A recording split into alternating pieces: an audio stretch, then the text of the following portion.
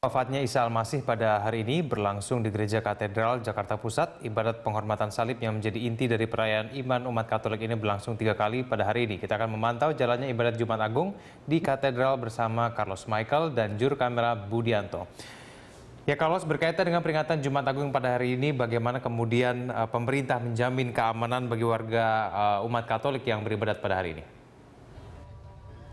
Iya, Egan dan juga pemirsa, Wakil Gubernur DKI Jakarta, Saiful Jarod, sudah mengatakan bahwa ada sekitar 1.500 satuan polisi Pamong Praja yang diturunkan untuk membantu pihak kepolisian. Dalam hal ini adalah kepolisian sektor Sawah Besar, di mana Polsek Sawah Besar menurunkan sekitar 150 personil khusus untuk menjaga katedral dari mulai perayaan Minggu Palma, kemudian Kamis Putih pada malam kemarin, dan pada Jumat Agung hari ini nanti sampai pada Hari Raya Paskah yang akan berlangsung pada hari Minggu nanti. Dan keseluruhan di DKI Jakarta ada 1.500 Satpol PP, tetapi hanya 250 yang disiagakan di katedral. Sementara itu ada 509 kepolisian Republik Indonesia, personilnya yang diterjunkan di 6 gereja yang ada di sekitar Jakarta Pusat ini.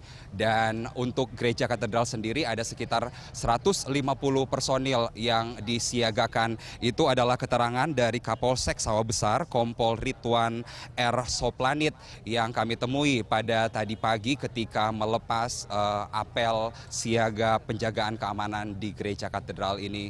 Dan karena ini bertepatan dengan sholat Jumat umat Muslim, dan kita tahu bahwa gereja katedral tepat berada di sisi bagian depan Masjid Istiqlal, maka kemudian berbagai pengamanan juga sudah dilakukan, termasuk pengaturan lalu lintas dan juga parkir, di mana umat katedral yang beribadah pada siang hari ini diperkenankan untuk parkir di lapangan parkir atau di halaman Masjid Istiqlal, dan juga diminta untuk menghormati warga atau umat Muslim yang juga pada saat yang sama melakukan ibadah sholat Jumat di Masjid Istiqlal.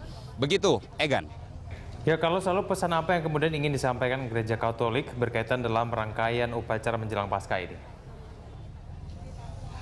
Iya, kita kembali ke peringatan Jumat Agung, Egan, bahwa Gereja Katolik Indonesia secara lebih khusus tahun ini mengangkat tema kerahiman Allah yang memerdekakan. Ini kemudian dijabarkan dengan sangat detail oleh Uskup Agung Jakarta Monsinyur Ignatius Suharyo, yang tadi pagi kami temui di Pastoran Gereja Katedral, yang mengatakan bahwa tema tahun ini ingin mengajak seluruh umat Katolik dan umat manusia pada umumnya di seluruh dunia untuk memahami arti pertobatan di dalam kehidupan, agar kemudian dalam kehidupannya setiap hari umat manusia, kemudian umat Katolik sebagai bagian juga dari warga Indonesia, mampu mengamalkan sila-sila dalam Pancasila. Dan ketika sila-sila dalam Pancasila itu tersebut sudah bisa diterjemahkan dalam kehidupan sehari-hari, maka kehidupan berbangsa yang lebih baik, yang bebas korupsi, yang kemudian memahami arti kehidupan ekologi yang lebih baik, itu bisa dicapai. Dan berikut kami putarkan petikan wawancara kami bersama Uskup Agung Jakarta, Monsinyur Ignatius Suharyo. Melihat pesan-pesan Paus, pimpinan tertinggi Gereja Katolik, tahun kerahiman Allah yang luar biasa, ini bukan hanya menyangkut tanda petik dalam arti sempit pengampunan dosa. Paus berbicara mengenai segala macam bidang yang menyangkut kehidupan manusia. Ia berbicara mengenai konsumerisme, ia berbicara mengenai pendewaan uang, ia berbicara mengenai korupsi, ia berbicara mengenai pelestarian alam. Jadi tahun kerahiman Allah tidak hanya menjadi bahan yang sempit untuk direnungkan berkaitan dengan dosa-dosa pribadi, tetapi dengan segala macam hal yang menyangkut seperti yang kehidupan. disampaikan oleh Uskup Agung Jakarta Ignatius Suharyo tadi adalah termasuk dalam rangkaian tahun kerahiman ilahi yang juga digagas oleh Paus Fransiskus di Vatikan, dan diharapkan bahwa melalui perayaan 3 hari suci atau 3 hari suci, yakni hari ini Jumat Agung, kemudian maksud kami Kamis Putih kemarin, hari ini Jumat Agung, dan besok adalah Vigili Paskah atau Malam Paskah. Diharapkan ada perubahan hidup dari setiap umat beriman yang ada. Dan kita berharap juga bahwa kehidupan seperti ini, apa yang diharapkan oleh Monsinyur Soeharyo, itu kemudian bisa diimplementasikan dalam kehidupan berbangsa, bangsa Indonesia tentunya. Begitu, Egan. Ya, kalau kita tahu bahwa ada begitu banyak umat Katolik yang akan memadati gereja katedral untuk kemudian memperingati Jumat Agung, bagaimana kemudian panitia Paskah khususnya di gereja katedral ini untuk kemudian supaya membuat peringatan Jumat Agung dan juga perayaan Paskah ini berlangsung hikmat dan juga lancar.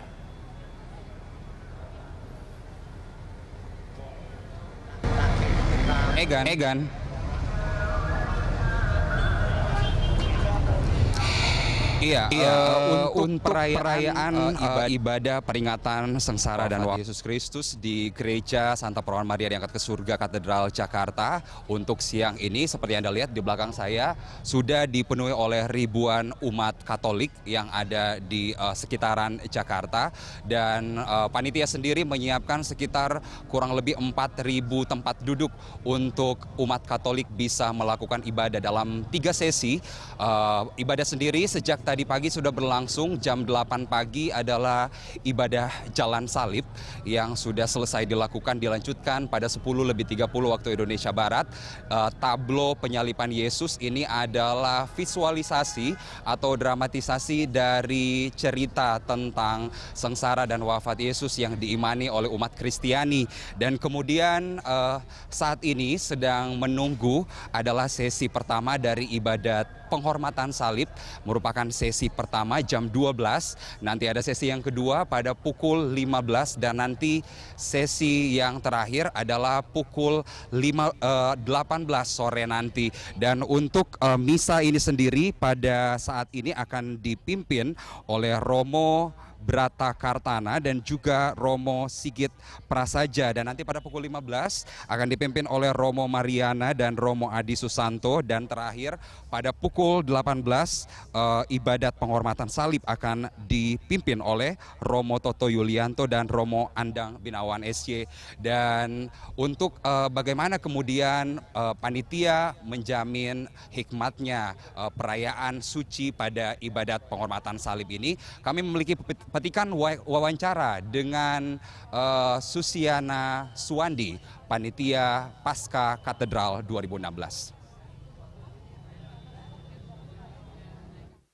Pada hari ini kita penting sekali, ini paling penting, yaitu mengenang kisah sengsara Tuhan Yesus dan wafatnya Tuhan Yesus melalui ibadat Jalan Salib.